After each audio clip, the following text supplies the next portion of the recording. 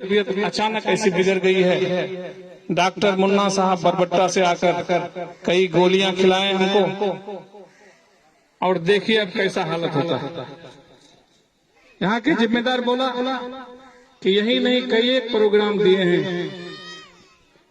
हमने हाथ जोड़कर उससे कहा कि और बाकिया प्रोग्राम को तो थोड़ा सा रुकने बोली, अगर तबीयत सही होगी तो हम जरूर जाएंगे। लेकिन यहाँ का जो प्रोग्राम है, यहाँ पर कई दिनों से इन लोगों का बच्चे सबका मेहनत चल रहा है, उसमें मैं जरूर जाऊंगा। क्योंकि मेरा एक आदत है जो उसको अच्छा कहिए या खराब कहिए, इजहार अस्पी जो बोलता है उसको करता है, और जिसको कर पाता है उसी को सिर्फ बोलता है। आप लोग सारा हिस्ट्री हमारा जानते हैं, हमारा क्या, हमारा बाप दादा 3 पीढ़ी को जानते हैं। कभी किसी से हमने छल कपट नहीं किया। ये आप तमाम लोगों की दुआएं। मेरे दोस्तों, बहरहाल थोड़ा सा दर्द कम हुआ और मैं भागे भागे आया, लेकिन हमारी लेट हो गई तकरीबन 34-35 मिनट। उस लेट के वजह से मैं आप तमाम लोगों से माफी का खास्तकार हूं, और मैं खास तौर पर आप लोगों को वहां से चल के आए हैं सिर्फ और सिर्फ सलाम करने के लिए। मेरा सलाम आप लोग कबूल करेंगे। अस्सलाम वालेकुम रहमतुल्लाह। मेरे दोस्तों, मैं संक्षेप में 2-3 बात कह दूं, चुके बोलने में दिक्कत भी हो सकती है, बिल्कुल मना कर दिया। अभी आपके सामने में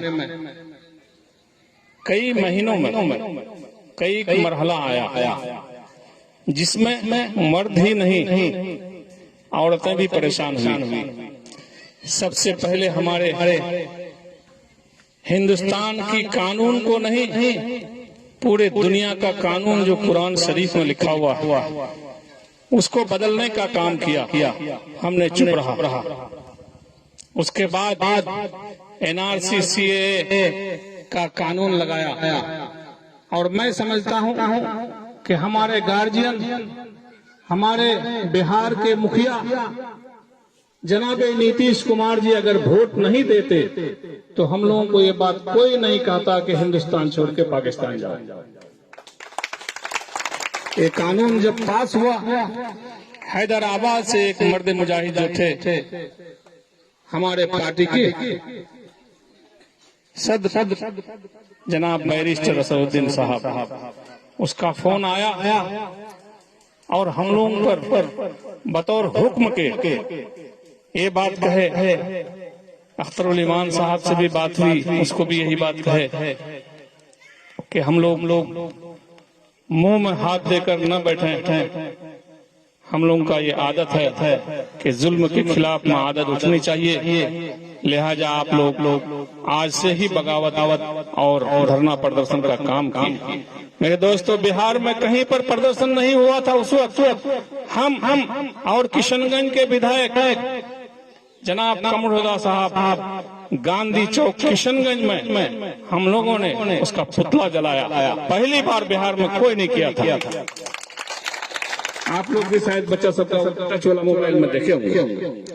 दूसरा दिन से हम लोगों ने इसी मुहिम को चलाते रहा, जगह बिना खाए बिना पिए जहां जो मिला। 4-5 दिन खूब दौरा लगाया। उसके बाद जो है हमारे इलाके में भी शाहीन बाग, जो दिल्ली जैसा शाहीन बाग था, उसको भी हम लोग बनाने का काम किया। मेरे दोस्तों, आज उसका गद्दारी देखिए।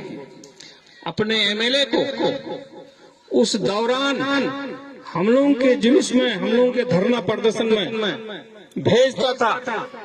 उस दिन से हम लोगों को पता नहीं चलता था, लेकिन अपने भाषण में हमारे MLA जो कोचाधामन के हैं जनाब मुजाहिद आलम साहब, उन्होंने कह दिया कि हमने धरना प्रदर्शन में 17 दिन धरना प्रदर्शन के बाद पटना किया। आखिर सच्चाई आ ही गई। नीतीश कुमार का हुक्म था कि तुम यहाँ पर हमको रिपोर्ट ला के दो, और जितने लोग धरना प्रदर्शन में रहेंगे, धरना प्रदर्शन में क्या बात होता है उसका रिपोर्ट हमको दो। उन्होंने आज 4-5 दिन पहले ये बात को ऐलान कर दिया कि धरना प्रदर्शन के जमाने में हम 17 बार नीतीश कुमार से मिले। मैं पूछना चाहता हूँ इस कोचा दामन के गार्जियन, तुम ये जो 17 बार मुख्यमंत्री से मिले, हमारे सपोर्ट में गए या हमारे खिलाफ में गए? मेरे दोस्तों, मर्द लोग हम लोग हैं, हम लोगों को भूलने की आदत है, इसको मानते हैं। लेकिन नीतीश कुमार, तुम्हें इस मंच के माध्यम से मेरी मां बहनों के तरफ से ये चेतावनी देते हैं कि आने वाला कुछ ही दिन में इलेक्शन होने जा रहा है। तुम जो ये नौरंगी गिरगिट के तरह चाल बदलते हो, तुम अपने एमएलए को जो हमारा सीआईडी बन के हर धरना प्रदर्शन में भेजे, हम लोग भूलने के बाद भी हमारी मां बहनें याद रखी। मैं उम्मीद करता हूं कि इसका करारा जवाब बहुत जल्दी नीतीश कुमार और उसके चट्टे बट्टे को जरूर मिलेगा। आज क्या कह रहा है हमारा विधायक कि हम विकास किए हैं। उस दिन तो कहां से बोल दिया कि हम 400 सड़क बांधे हैं, 400। दूसरा ही दिन मेरा गुफ्तगू हुआ, एक मीटिंग हुई, हमने तुरंत उसको पूछ लिया कि आप बताओ 400 रोड जो बांधे आप, इसी को अगर विकास कहते हैं तो आपका 400 रोड कहां पे है? 400 में कोई 4 ऐसा रोड को बता दीजिए कि उस रोड में हम लोग 40-50 के स्पीड में चले जाएं, आप जो कहिएगा हम मान लेंगे। मेरे दोस्तों, हमने उससे कहा कि आप विकास हम जैसे गरीबों के लिए, अवामों के लिए, ये मासूम जनताओं के लिए नहीं किया।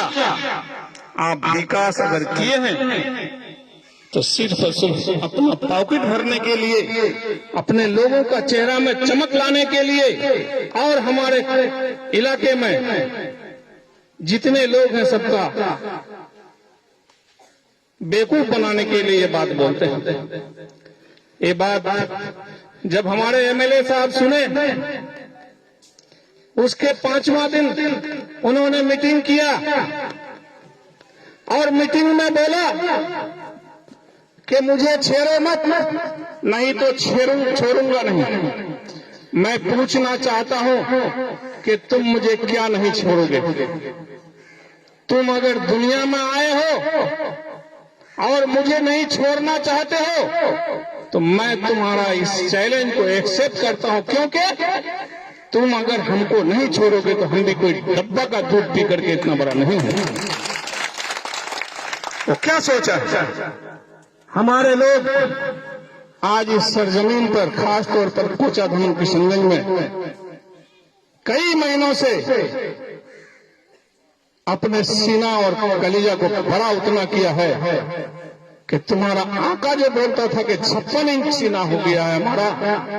मैं तुम्हें कहना चाहता हूं कि इजहार एसपी जब से आया है तो सारे 56 इंची सीना यहाँ के तमाम नौजवान का हो गया। मैं आप तमाम लोगों से इस दलाली रोकने के लिए एक आह्वान करने के लिए आया हूं। हमारे इलाके में दलाली को बिल्कुल आसान कर दिया। अब देखिए साहब, हर एक अच्छे घर से 4 भाई से तो एक भाई को खींच करके अपने साथ कर लिया। बहुत अच्छी बात है जी, लेकिन उसको गंदा हालत में पहुंचा दिया। बीड़ी, सिगरेट, तंबाकू, न जाने क्या क्या गंदा हालत उसको लगा करके अपना परिवार को जलील कर रहा है।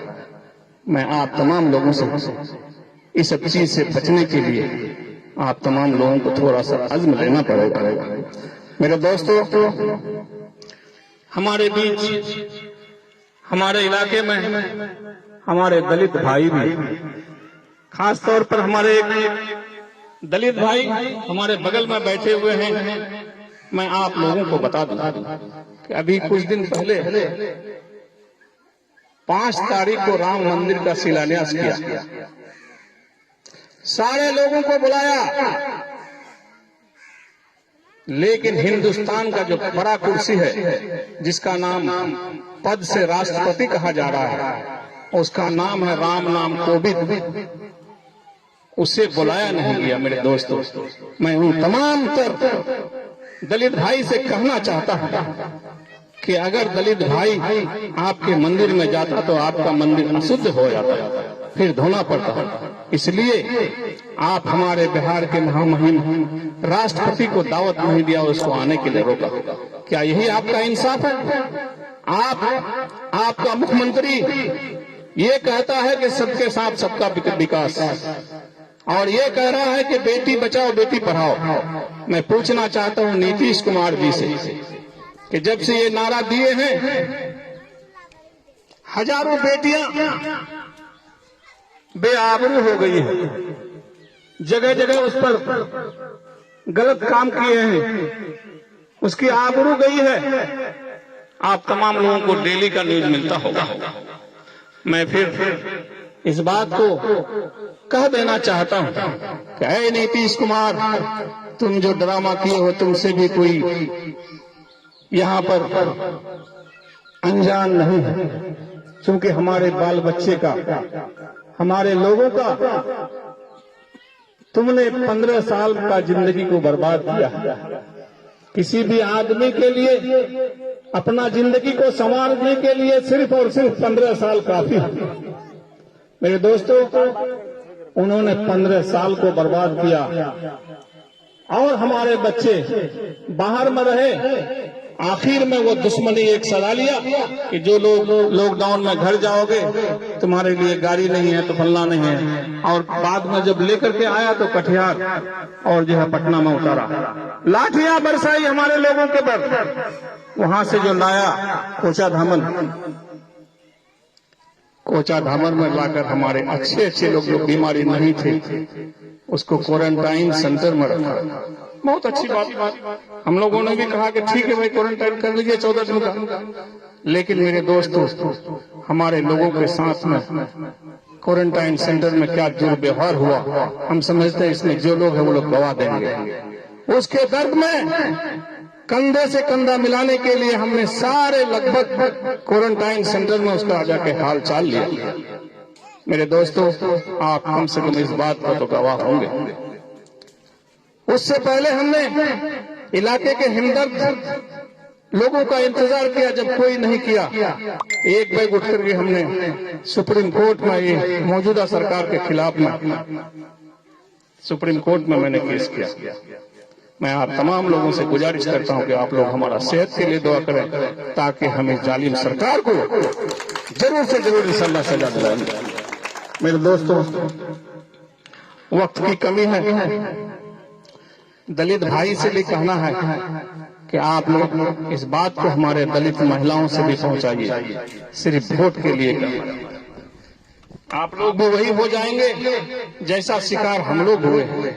सेकुलर वोट लेकर आज हमारे बिहार के मुख्यमंत्री नीतीश कुमार भाजपा और आरएसएस के गोद में बैठकर हमें हिंदुस्तान से बाहर निकालने का वोट दिया, और हमें कहा जा रहा है कि आप निकलो। मैं आखिरी में एक बात बता देना चाहता हूं कि बड़ी मेहनत के साथ इलाके का खुशखबरी देखकर, हालात को देखकर, हमारे बीच के एक आदमी यहां से हैदराबाद गया और अवैसी साहब से बार बार जाकर के कहा कि हजरत आपको बिहार, किशनगंज और खास तौर पर सीमांचल में आना पड़ेगा, हमारी हालात बहुत खराब है। इस बात को सुनकर जनाब बैरिस्टर असदुद्दीन साहब हमारे कंधे से कंधा मिलाने के लिए वो किशनगंज और बिहार आने के लिए तैयार हुआ। मेरे दोस्तों, उसको लाने वाला एक ही शख्स जिसका नाम अख्तरुल ईमान साहब है। मैं उस अख्तरुल ईमान साहब का बहुत दिल से शुक्र अदा करता हूं, और आपके बीच आकर जनाब बैरिस्टर असदुद्दीन साहब 2017 के सैलाब से ही शुरू किया है कि अपने डॉक्टर, दवाइयां और कुछ राहत सामान पूरे कंस्टिट्यूंसी में डगरवा से लेकर नेपाल की बॉर्डर तक उन्होंने देने का काम किया।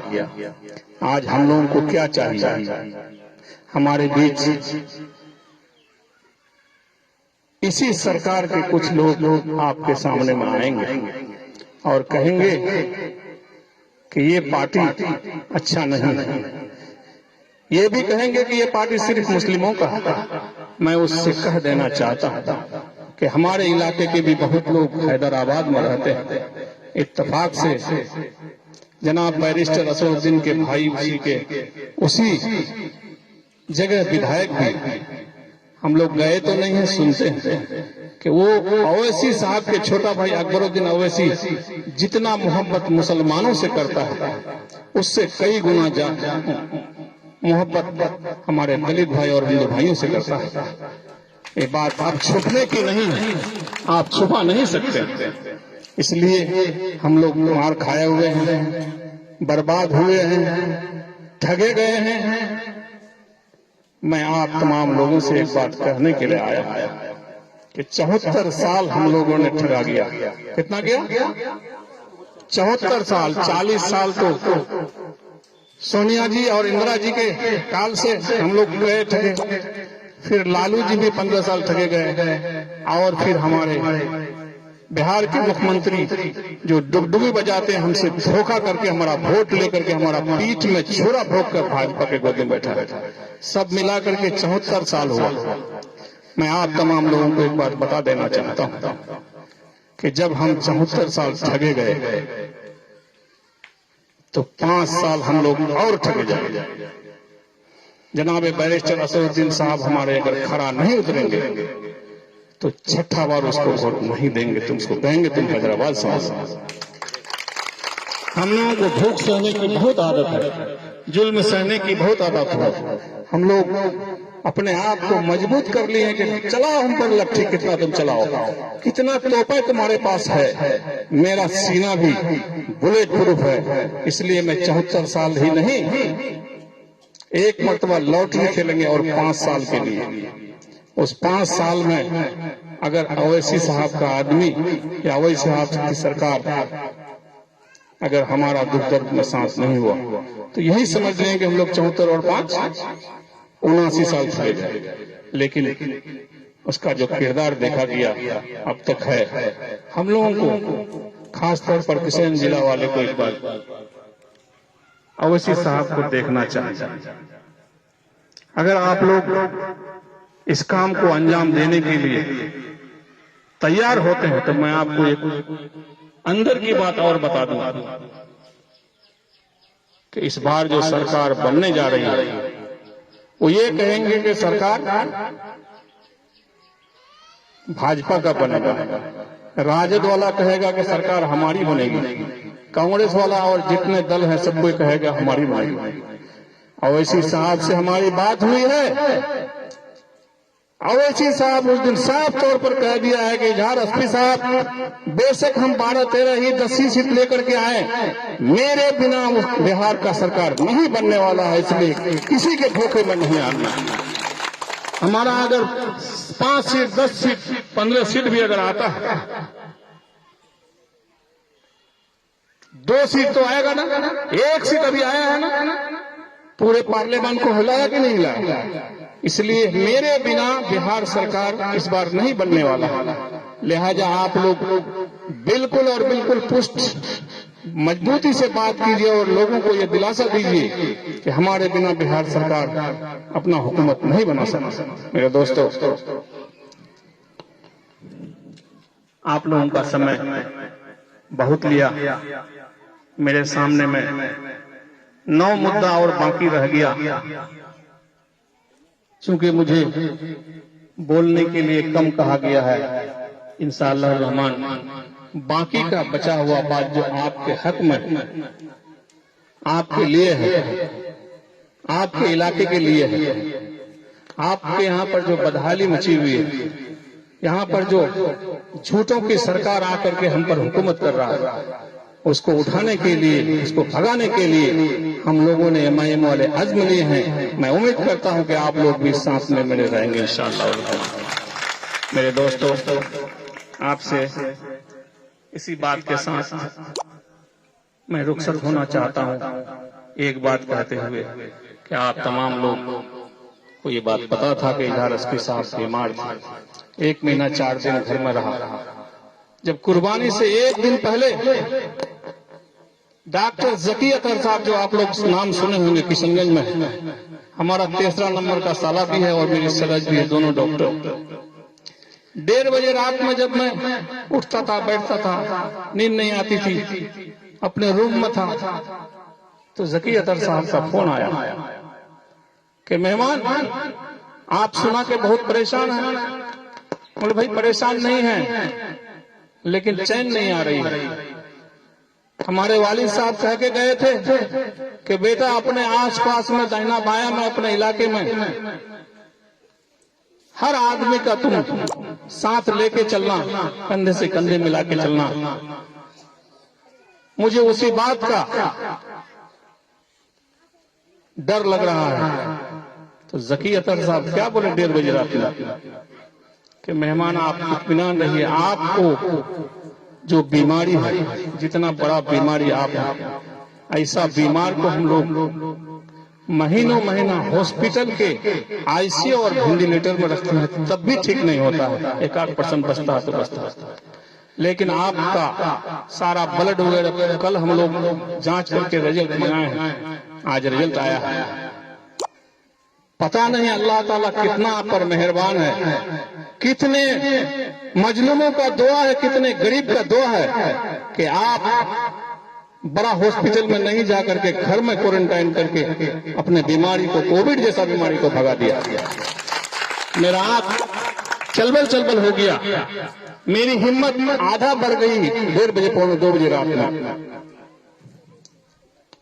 और उसके बाद कसरत से जो हम अपने टाइम पर नमाज, कुरान शरीफ तिलावत करते थे, उसका भी बरकत हमें जरूर मिला होगा। आप तमाम लोगों का दुआ जरूर मिला होगा। आज आपके बीच में इतना फास्ट रिकवरी करके, यही कई दिन का बीमारी जो हम 21-22 तारीख को बचने लायक नहीं थे, आज आपके सामने में। मैं तमाम लोगों से गुजारिश करता हूं कि आप लोग जनाब बैरिस्टर असदुद्दीन साहब को, जनाब अख्तरुल ईमान साहब को और हमारे कंधे से कंधा मिला के आप लोगों को चलना होगा, तभी तो यहाँ की बदहाली दूर होगी, यहाँ का दलाली बंद होगा। आज से 4 दिन पहले मैं बलोक जा रहा था। बलोक में देखी कि बहुत सारे लंबा कतार लगा हुआ, कराची की धूप, और आधा औरत और आधा मर्द। जनाब हैदर अली साहब मेरी गाड़ी में थे। हमने पूछा, कोचा धामन, मैंने पूछा भाईजान ये कौन चीज का भीड़ है? बोला कि कागज पत्र ठीक करता है आईडी प्रूफ के लिए। तो हम बोले कि आईडी प्रूफ के लिए तो इतना भीड़ का है, इतना भीड़ लगा है तो उस पर छाव क्यों नहीं? बोलो कि भीड़ देखिए ना तुम्हें तो हर दिन जान साहब की हाल से अतः थोड़ी धूप लागो, जितना करे जनाजा परवा जाओ, कोई आदमी अगर 5 मिनट इंतजार कर जाए तो कथोड़ी गुस्सा उठो, छोड़ हटा, उस तरह का धूप था। तो बताया कि काम सिर्फ 65 आदमी का होता है और यहाँ पर लगभग 300 आदमी है, कई दिनों से भीड़ है। मैंने वीडियो से कहा कि वीडियो साहब आपको जो कैपेसिटी है 1 दिन में जितना निकालने का, उतना ही लोगों को आप दावत कीजिए। बहरहाल इस बात पर जनाब वीडियो साहब, जिसका नाम सिकंदर आलम है, उन्होंने थोड़ा सा तरमीम किया। अब कई दिन से भीड़ भाड़ कम होती है। मैं आप तमाम लोगों से गुजारिश करता हूं कि इस काम को अंजाम देने के लिए आपको बैरिस्टर असदुद्दीन के साथ में रहना पड़ेगा, जाना पड़ेगा, दुआएं देनी पड़ेगी, अख्तर ईमान साहब के साथ को रहना पड़ेगा, इजहार अस्फी जैसा खादिम के साथ आप लोग को रहना पड़ेगा। इसी के साथ में अपनी बातों को खत्म करते हुए आप तमाम लोगों को फिर से मैं सलाम करना चाहता हूँ। वो आखिर दावाना अल्हम्दुलिल्लाह रब्बिल आलमीन। अस्सलाम वालेकुम। बाबू नारा लगाए जिंदाबाद इजहार अस्फी साहब, आए हमें के पार्टी इजहार अस्फी साहब। मैं जनाब अलहाज इजहार अस्फी साहब का तहे दिल से शुक्र अदा करता हूँ। Please like and subscribe my YouTube channel.